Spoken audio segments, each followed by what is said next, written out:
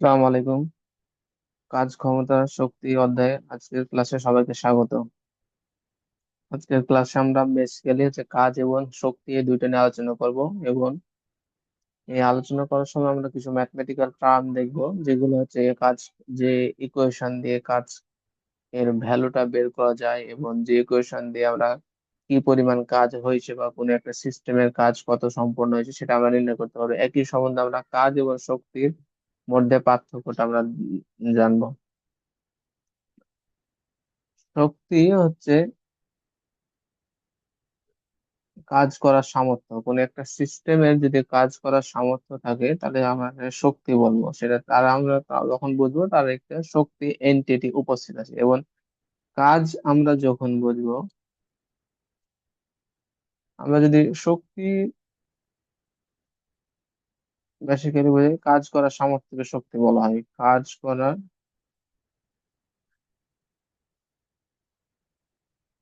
করার সামর্থ্যকে শক্তি বলে।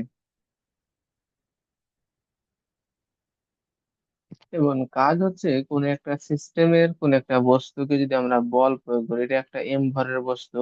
এই বস্তুটাকে যদি আমি এফ বল প্রয়োগ করি, এবং এই বস্তুটা যদি সরণ ঘটে, মানে বস্তুটা এ স্থানে ছিল, এটা যদি বি স্থানে চলে যায়, বস্তুটা যদি এই স্থান থেকে বি স্থানে যদি তার হচ্ছে সরণ ঘটে, আমরা মনে করি সরণের পরিমাণ এক্স পরিমাণ সরণ ঘটছে, তাহলে একটা কাজ সম্পন্ন হয়েছে। কাজের সংজ্ঞাটা বলা হয় কি, যে বস্তু ডাব্লিউ ইকুয়াল টু বল, এবং বল প্রয়োগের ফলে বস্তু যে সরণ হয়েছে বলের দিক বরাবর, তার উপাংশের গুণফলকে কাজ বলা হয়। তার উপাংশটা এক্স পরিমাণ।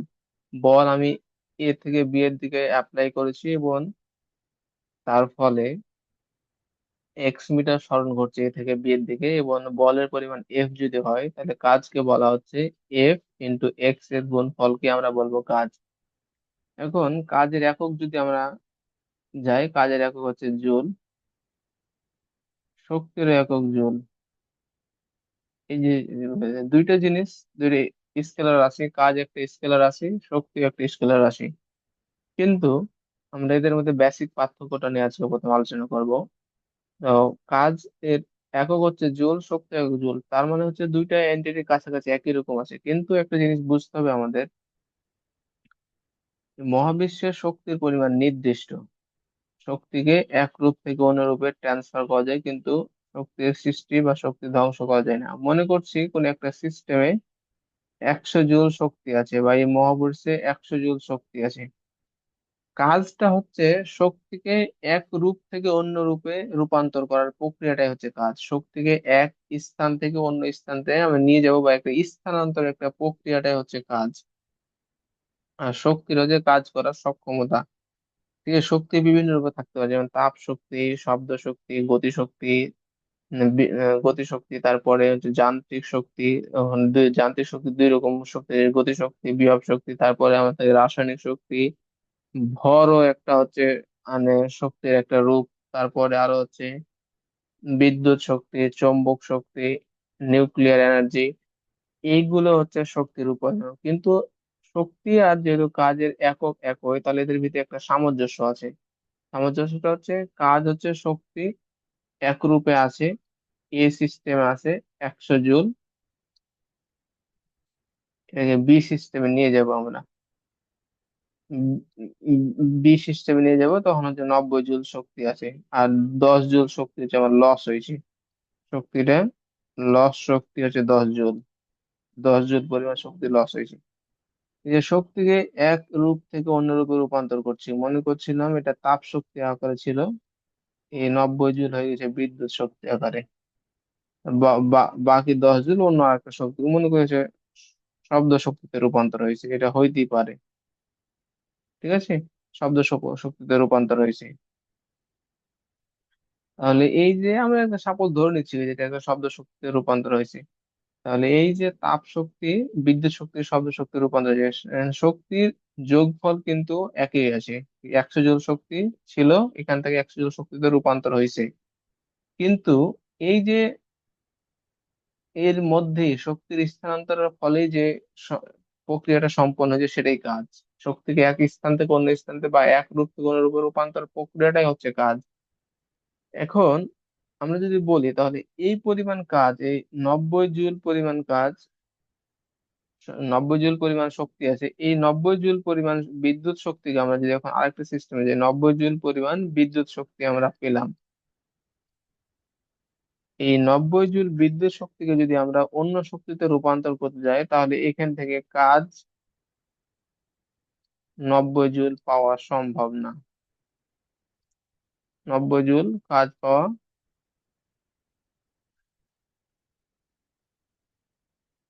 সম্ভব না। কেন সম্ভব না? কারণ আমরা দেখব শক্তিকে যখন এক শক্তিতে অন্য শক্তিতে রূপান্তর করা যাব তখন তার কাজ করার যে সামর্থ্য, এই সামর্থ্যটা কমে যাবে। এই সিস্টেমটাকে বলা হয় এন্ট্রপি। এটা ইন্টারমিডিয়েট একটা টার্ম, ইন্টারমিডিয়েট থেকে পড়ানো হয় এন্ট্রপিটাকে। এন্ট্রপিটা হচ্ছে সিস্টেমের বিশৃঙ্খলতার পরিমাণ। সেখানে সিস্টেমের বিশৃঙ্খল অনেক বেশি হলে তার এন্ট্রপি বেশি। একই পরিমাণ কাজ, একই পরিমাণ শক্তি, 100 জুল শক্তি এখনো আছে, কিন্তু 100 জুল শক্তি আমি ধরে নিই এ শক্তিতে ছিল, এখন 100 জুল শক্তিতে রূপান্তর হয়ে গেছে। 100 জুল শক্তি আছে বি, এখানে আমরা কাজ করলাম, মনে করি প্রথম সিস্টেমে কাজ করলাম 100 জুল, 100 জুল পরিমাণ কাজ করি। এখন যখন কাজ করতে যাব, এই শক্তি সিতে গেলাম, এখানেও 100 জুল থাকবে, শক্তি থাকবে, কিন্তু এখন আমরা যখন কাজ করতে যাব কাজ আর 100 জুল করা সম্ভব হবে না। সেই সিস্টেমের শক্তিকে 100 জুল কাজে রূপান্তর করা সম্ভব হবে না, তখন দেখা যাবে 80 জুল কাজ রূপান্তর করতে পারছি। মানে 20 জুল শক্তি আছে সিস্টেমে, 20 জুল শক্তি আছে, কিন্তু 20 জুল পরিমাণ শক্তিটা কাজে রূপান্তরের অযোগ্য হয়ে গেছে।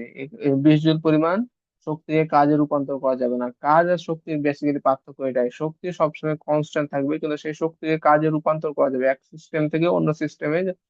এক ফর্ম থেকে অন্য ফর্মে যখন নিয়ে যাব শক্তিকে তখনই হবে কাজে রূপান্তর। কিন্তু যখন এই রূপান্তর প্রক্রিয়াটা বাড়তে থাকবে তখন দেখা যাবে এন্ট্রপিটা ধীরে ধীরে বাড়তেছে। মানে একই পরিমাণ শক্তি আছে, সেই শক্তি দিয়ে আমরা কাজ করতে পারবো না। সেই শক্তি দিয়ে কাজ করতে যখন না পারবো তখন তার এন্ট্রপি বাড়বে এবং কাজ করতে পারবে না। এটা করতে করতে একটা সময় দেখা যাবে মহাবিশ্বের সকল শক্তির রূপান্তর হচ্ছে। এক শক্তি থেকে দেখা যায় তাপ শক্তি থেকে বিদ্যুৎ, শব্দ শক্তি থেকে আলোক শক্তি, অথবা আলোক শক্তি থেকে বিদ্যুৎ শক্তি রূপান্তর হচ্ছে, যান্ত্রিক শক্তি থেকে বিদ্যুৎ শক্তি রূপান্তর হচ্ছে, বিভব শক্তি থেকে বিদ্যুৎ শক্তি, বিদ্যুৎ থেকে তাপ, আলো, তারপর হচ্ছে রাসায়নিক শক্তি থেকে বিদ্যুৎ শক্তি রূপান্তর হচ্ছে, নিউক্লিয়ার শক্তি থেকে বিদ্যুৎ শক্তি রূপান্তর হচ্ছে। যে শক্তি রূপান্তর যত রকম হচ্ছে সব সিস্টেমে, সব প্রক্রিয়াতে এন্ট্রপি বাড়তেছে। এন্ট্রপি বাড়তে বাড়তে একটা সময় দেখা যাবে মহাবিশ্বে শক্তির শুরুতে যা ছিল এখনো তাই পরিমাণ শক্তি থাকবে, কিন্তু কাজকে কোনো রূপান্তর করা সম্ভব হবে না, কোনো কাজে রূপান্তর করা সম্ভব হবে না। এই সিস্টেমটাকে, এই প্রক্রিয়াটাকে বলা হয় মহাবিশ্বের তাপীয় মৃত্যু বলা হয়। এই সিস্টেমটাকেই বলা হবে,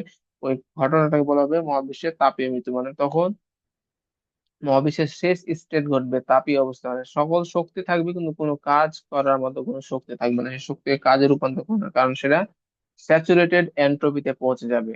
তো আজকে আমরা 9-10 এর বেসিক্যালি কাজটা নিয়ে একটু আলোচনা করি। এটা একটা ধারণা দিলাম কাজ এবং শক্তির মধ্যে একটু রূপান্তর আর এর সম্পর্কটা কি জিনিস। আমরা বেসিক্যালি কাজ নিয়ে একটু আলোচনা করবো আজকে। নবম দশম শ্রেণীর কাজ নিয়ে একটু আলোচনা করবো। কাজ হচ্ছে, আমরা বললাম এটা একটা ব্লক আছে, এম ভরের একটা ব্লক, এম ভর, এর ভরটা হচ্ছে এম ভরের একটা ব্লক। এই ব্লকটা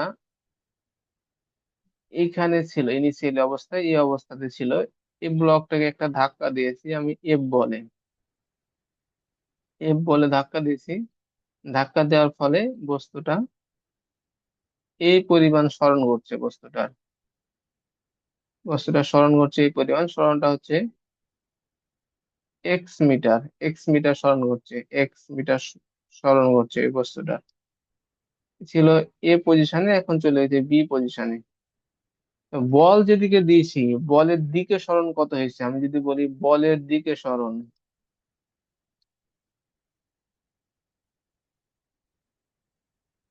বলের দিকে সরণ হচ্ছে এক্স, এক্স পরিমাণ বলের দিকে সরণ করছে, এক্স পরিমাণ, বা আমরা এটাকে বলতে পারি এ বি, এ থেকে বি পর্যন্ত এ বি বলতে পারি, এক্স পরিমাণ সরণ করছে।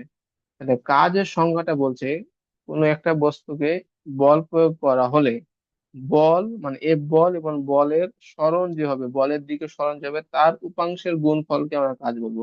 বলের দিকে সরণ কতটুকু হয়েছে, এক্স হয়েছে, এর গুণফলকে আমরা কাজ বলবো। তাহলে কাজ equal W equal to F এবং এক্স। এটাই হচ্ছে কাজ, এটা হচ্ছে কাজের জেনারেল ইকুয়েশন। এখন কোন একটা সিস্টেমে আমি আবার বল প্রয়োগ করলাম এইভাবে,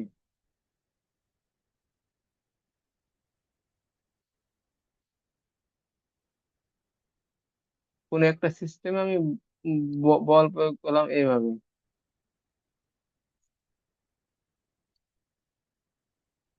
এটা এটা একটা বস্তু আছে, এই বস্তুটা আমি এফ বল প্রয়োগ করলাম, এফ বল। বস্তুটা বলের সরণটা এই দিক বরাবর হয় নাই, সরণটা হয়েছে তার এই দিক বরাবর। এখানে বস্তুটা এইখানে চলে গেছে।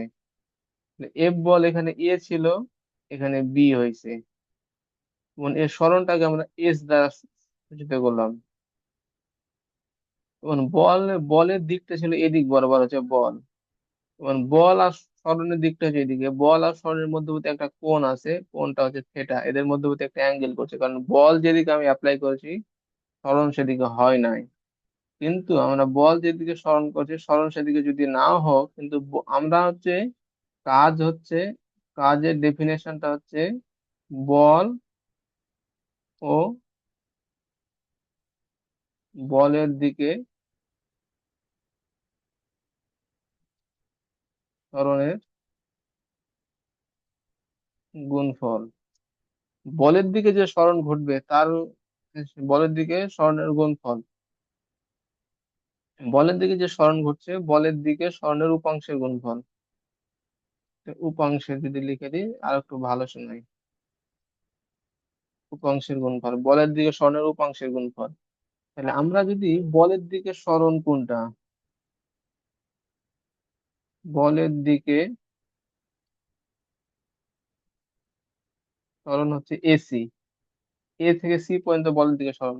এখানে যদি আমরা কস থিটা নিই, কস থিটা যদি নিই, কস থিটা মানে কি থাকবে, ভূমি বাই অতিভুজ, ভূমি বাই অতিভুজ। তাহলে ভূমি কি, ভূমি হচ্ছে এসি, অতিভুজ হচ্ছে এবি। তাহলে এসি কি, এসি আমরা পাইছি AB cos theta, AB cos theta পাচ্ছি আমরা। ঠিক আছে, এসি এর ভ্যালুটা পাচ্ছি এবি কস থেটা। এবি এর ভ্যালু কত, এবি মানে হচ্ছে এস, তাহলে আমরা পাচ্ছি এস কস থেটা। আমরা যদি এখন কাজ যাই, ডাব্লিউ ইকুয়াল টু কত, এফ বল, বলের দিকে সরণ কত, এসি, এসি মানে এস কস থেটা, তাহলে এফ এস কস থেটা। এটা হচ্ছে কাজের ইন জেনারেল ইকুয়েশন, যেখানে বোঝাবে W equal to F S cos theta, যেখানে এফ হচ্ছে বল, এস হচ্ছে সরণ, আর থেটা হচ্ছে বল ও সরণের মধ্যবর্তী কোণ। যেখানে হচ্ছে থেটাটা হচ্ছে বল ও সরণের মধ্যবর্তী কোণ, আমাদের এখানে বোঝাচ্ছে থেটাটা বলছে বল ও সরণের মধ্যবর্তী কোণ, এটা হচ্ছে কাজ, W equal to F S cos theta. তাহলে কোনো একটা যদি আমরা এইভাবে বোঝাই, যে আমাকে বলছে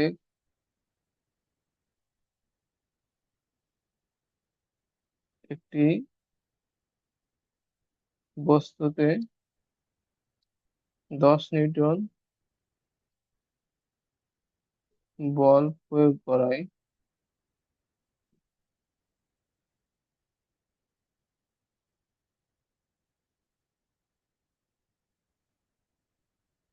বলের দিকে 10 মিটার সরণ ঘটলো,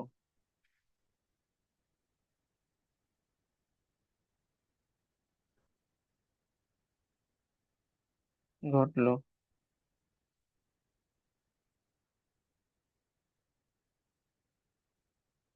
কাজ কত এটা নির্ণয় করতে বলছে। তাহলে আমরা যদি এটা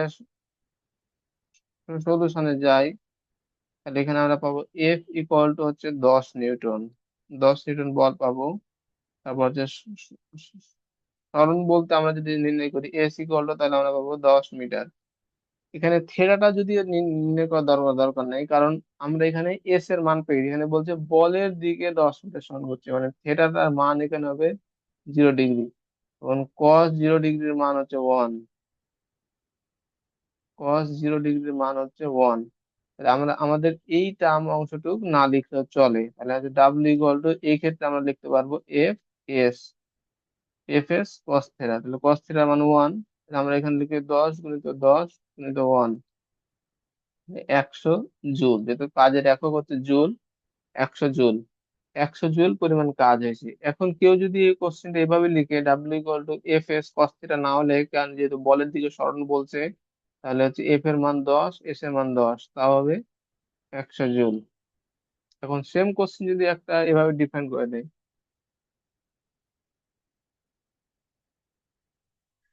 কোনো বস্তুর ওপর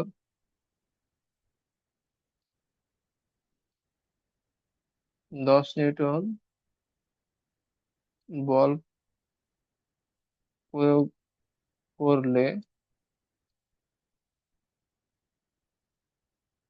বস্তুটি বলের দিকের সাথে 30 ডিগ্রি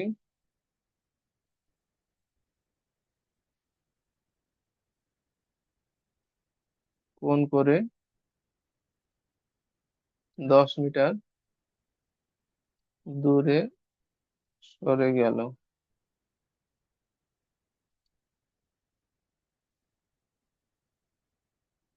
কাজ কত? বলের দিকের সাথে 30 ডিগ্রি কোণ করে 10 মিটার দূরে সরে গেল। তাহলে এখন যদি এটা সমাধানে যাই আমরা,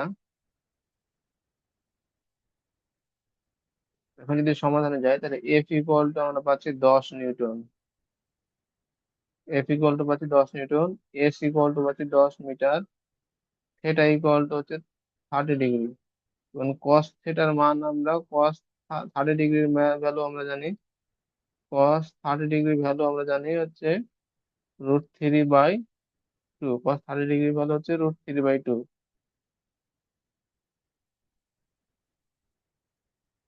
√3/2। তাহলে আমরা যদি এখানে ডাব্লিউ ইকুয়াল টু কাজ ইকুয়াল টু আমরা দেখি এফ এস কস থেটা, তাহলে এফ হচ্ছে 10, এস হচ্ছে 10, এবং কস 30 ডিগ্রি মানে হচ্ছে √3/2। এটা চলে যায় 5। তাহলে 50 √3 জুল। এটা হচ্ছে আমার একক। এটা হচ্ছে আমার সঠিক, এটা হচ্ছে আমাদের কাজ। এটা হচ্ছে আমাদের অ্যান্সার। ম্যাথ গুলো খুবই ইজি ইজি ম্যাথ আছে, ছোট ছোট ম্যাথ। পড়তে বেশিক্ষণ সময় লাগবে না এগুলো করতে, বুঝতে।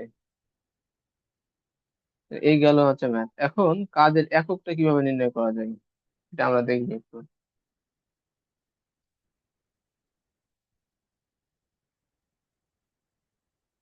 কাজের একক, কাজের একক আমরা হচ্ছে ইকুয়েশন থেকে এককটা বের করা শিখবো। W equal to F S cos theta. Cos theta হচ্ছে দুইটি এ, এ, রাশির অনুপাত, সুতরাং এর একক হচ্ছে কস থেটা হচ্ছে দুইটি রাশির অনুপাত, সুতরাং এর কোনো একক নেই। কস থেটার একক নেই। এখন আমরা যদি শুধু যাই, এফ এফ হচ্ছে বল, বলের একক কি নিউটন। বলের একক হচ্ছে নিউটন। আর এস হচ্ছে সরণ, সরণের একক মিটার। তাহলে কাজের একক আমরা এখান থেকে বলতে পারবো নিউটন মিটার। নিউটন মিটার এটা হচ্ছে কাজের একক। 1 নিউটন মিটার, এটা কি দেখা হয় বিজ্ঞানী জুলের নাম অনুসারে, সম্মান সূচক অনুযায়ী এটা দেখা হয় joule. 1 newton metre equal to 1 joule. এখন এটাকে আমরা মৌলিক এককেও ভাঙতে পারি। এটা যেহেতু একটা যৌগিক একক, এটা মৌলিক এককেও ভাঙতে পারি, সবগুলো মৌলিক এককে আমাদের কনভার্ট করতে পারি। আমরা এটা যাবো W equal to F S. Cos থেটাটা আমি নিলাম না, কারণ ধরে নিলাম তার মান 1। F equal to M A S. M মানে কি ভর, তাহলে এর একক কি, সরি ভর এর একক হচ্ছে কেজি। আর এ হচ্ছে ত্বরণ, এর একক কি এম এস ইনভার্স 2। এস হচ্ছে সরণ, এর একক কি মিটার, এর একক হচ্ছে kg metre square S inverse two. এখানে হচ্ছে সবগুলোই মৌলিক এককে আছে। তাহলে হচ্ছে 1 newton metre, 1 joule equal to 1 kg metre square S inverse two.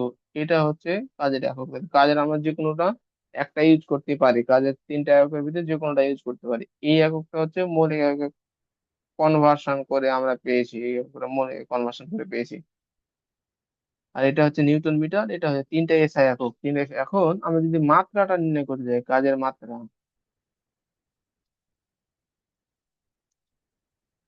আমরা যদি কাজের মাত্রাটা নির্ণয় করতে যাই, মাত্রা, মাত্রা আমরা এখান থেকে সরাসরি নির্ণয় করতে পারবো। এই যে কেজি, কেজি হচ্ছে ভর, ভরের মাত্রাটা হচ্ছে এম। এখানে মিটার স্কোয়ার, মিটার মানে হচ্ছে সরণ, সরণের মাত্রাটা হচ্ছে এল, এল স্কোয়ার। এস মানে হচ্ছে সময়, সময়ের মাত্রাটা হচ্ছে T, T inverse two. M L square T inverse two, এটা হচ্ছে কাজের মাত্রা, M L square T inverse two মাত্রা। মাত্রা দিয়ে বা মাত্রা সমীকরণ দিয়ে কোন একটা সমীকরণের শুদ্ধতা নির্ণয় করা সম্ভব হয় মাত্রা সমীকরণ দিয়ে। এর মাত্রা হচ্ছে M L square T inverse two. এটা হচ্ছে কাজের মাত্রা। এই গেল আমাদের মোটামুটি কাজ সম্বন্ধে আইডিয়া। আরো কাজের সম্বন্ধে কিছু আছে, ধনাত্মক কাজ, ঋণাত্মক কাজ যদি আমরা দেখি, কাজ সম্বন্ধে আমরা আরো একটু দেখবো। কাজ হচ্ছে W equal to F S, আমরা ধরছি কস থিটা ইকুয়াল টু 1, সবসময় এটা হচ্ছে ও ম্যাক্সিমাম টাইমে 1 ঘটে, আমরা এটা 1 ধরে নিচ্ছি, W equal to F S. 1 না ধরে আমরা আর একটু কাজ করলাম, এটা 1 না ধরে আমরা পুরোটা লিখলাম, W equal to F S cos theta. এখন একটা কেস 1 এ গেলাম আমরা, কেস 1, যখন থিটা ইকুয়াল টু 0 ডিগ্রি, যখন থিটা ইকুয়াল টু 0 ডিগ্রি, তাহলে ডাব্লিউ ইকুয়াল টু হবে F S cos theta 0 degree. তাহলে যে কস 0 ডিগ্রি মান 1, তাহলে এফ এস। যখন থিটা ইকুয়াল টু 0 ডিগ্রি, তখন ডাব্লিউ ইকুয়াল টু পাচ্ছি আমরা এফ এস। এফ এস টা হচ্ছে সর্বোচ্চ কাজ।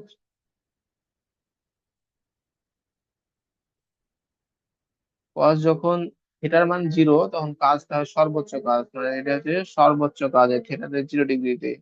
মানে যখন একই দিকে দুইটা বল আর সরণ কাজ করে, তখন তো কাজের মানটা সর্বোচ্চ পাওয়া যায়, এটা হচ্ছে সর্বোচ্চ কাজ। এবং কেস টু তে যাই, কেস টু তে যদি আমরা যাই, ধরলাম হচ্ছে যখন এটা ইকুয়াল টু 90 ডিগ্রি, লম্ব বরাবর আছে, বল আর সরণ লম্ব বরাবর আছে, তখন W equal to F S cos 90 degree. Cos 90 degree মান 0, তাহলে 0 কাজ, তখন এই ক্ষেত্রে আমরা যে কাজটা পাচ্ছি সেটা হচ্ছে শূন্য কাজ। কোন একজন ব্যক্তি এখানে একটা, যদি এত ওজনের একটা 20 কেজি ওজনের কোন একটা বস্তু নিয়ে যদি দাঁড়ায় থাকে 1 ঘন্টা, তাহলে তার কাজের পরিমাণ হবে 0। কারণ কেন 0? তার বল অ্যাপ্লাই করতে হচ্ছে, মানে তার হচ্ছে কোনো হচ্ছে স্মরণ নেই এই মুহূর্তে, তার এই মুহূর্তে তার কোনো স্মরণ নেই, 0। আবার যদি এটা একটা হচ্ছে আমাদের সূর্য, সূর্য চারদিকে পৃথিবী যদি ঘুরে, এবার এটা পৃথিবী ঘুরতে আছে, পৃথিবী যদি ঘুরে, তাহলে পৃথিবীর ঘূর্ণনের দিকটা হচ্ছে এদিকে, মানে হচ্ছে স্পর্শ বরাবর, তার হচ্ছে বেগের দিকটা হচ্ছে স্পর্শ বরাবর, সরণের দিকটা দিকটা স্পর্শ বরাবর। এবং এদের মধ্যবর্তী যে কোণ অ্যাঙ্গেলটা হচ্ছে এটা, এটা হচ্ছে 30 ডিগ্রি, 90 ডিগ্রি, সরি, এর কোণটা হয় 90 ডিগ্রি। সুতরাং এই যে পৃথিবী সূর্যের চারদিকে ঘুরতে আছে, এক্ষেত্রে কোনো কাজ করতেছে না, এইগুলো হচ্ছে শূন্য কাজের উদাহরণ, শূন্য কাজ। কেউ যদি আঙ্গুল করে একটা একটা ঢিলকে বা একটা বস্তুকে,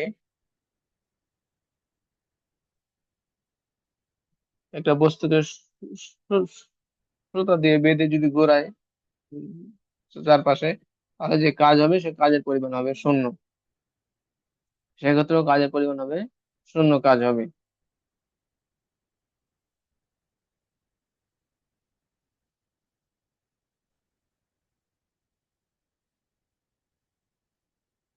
আর একটা কেস হচ্ছে,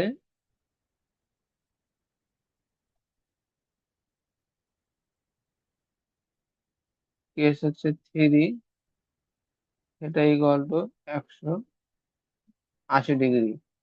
W equal to F S cos 180 degree. তাহলে 180 degree -1, W equal to -F S. এক্ষেত্রে যে কাজটা হবে সে কাজটা হচ্ছে